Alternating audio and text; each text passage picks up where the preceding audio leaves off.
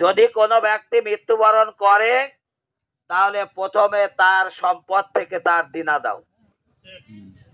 দ্বিতীয় কথা হচ্ছে তার যদি কোনো ওসিয়ত থাকে সেটা পূর্ণ করো, তারপরে এটা শরীকদের মধ্যে বন্টন করো। আমরা যদি জমি বেচে তার জন্য খয়রাত করি, এটা কিন্তু ইসলাম সম্মত কিনা? আর একটা খুব খুব ন্যাক্কারজনক কাজ আমরা করি, যেটা হচ্ছে আল্লাহ রাসূল সাল্লাল্লাহু আলাইহি সাল্লাম বলেছেন, যদি তোমাদের কেউ মৃত্যুবরণ করে তোমরা তাহলে সেই বাড়িতে 3 দিন শোক পালন করবে। সেই বাড়িতে হাড়ি জ্বলবে না, প্রয়োজনে প্রতিবেশীরা ওই বাড়িতে খাদ্য দান করবে। কিন্তু আমরা জানাজার মাঠে দাঁড়াই বলি কাল সকালে দোয়া অনুষ্ঠান। তাহলে আল্লাহর রাসূল বললেন যে তোমরা ওই বাড়িতে হাড়ি জ্বালাবে না, আমরা আনন্দ ফুর্তি করে দোয়া অনুষ্ঠান করতে। যে বাড়ি গরু জবাই হয়, যে বাড়ি 500 লোকের খাবার জোগাড় হয়, সেই বাড়িতে শোক থাকে নাকি? হ্যাঁ, সেই বাড়িতে আনন্দ ফুর্তি হয়, সেই বাড়িতে শোক থাকে না।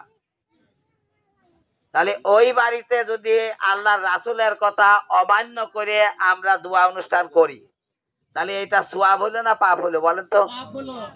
আমাদের সমাজে এই প্রথাটা চালু আছে না? হ্যাঁ, জারিয়া। ওই সন্তানটা যদি ইমানদার বানানো মুমিন সন্তান রেখে দেওয়ার প্রচেষ্টা আপনার না থাকে, তাহলে ওই সন্তান দুনিয়াতে যা পাপ করবে আপনার আমলনামায় লেখা হবে, আপনার আমলনামায় লেখা হবে। এই জন্য একজন পিতার দায়িত্ব হচ্ছে তার উপযুক্ত সন্তানকে দুনিয়ায় রেখে দেওয়া।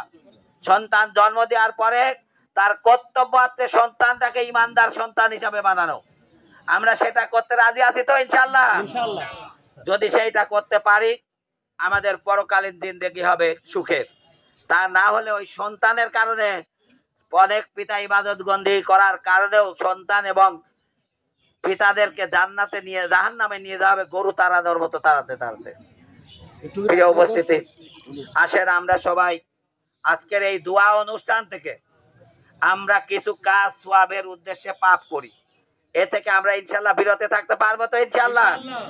এরপরে যেটা বলবো, আমাদের ইদ্রিস ভাইয়ের আব্বা উনি দুনিয়া থেকে চলে গেছেন।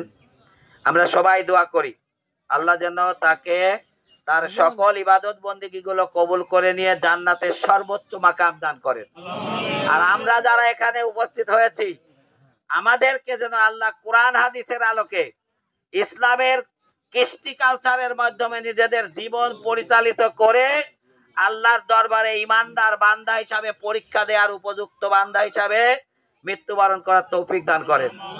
আমিন। আসসালামু আলাইকুম ওয়া রাহমাতুল্লাহি ওয়া বারাকাতুহু।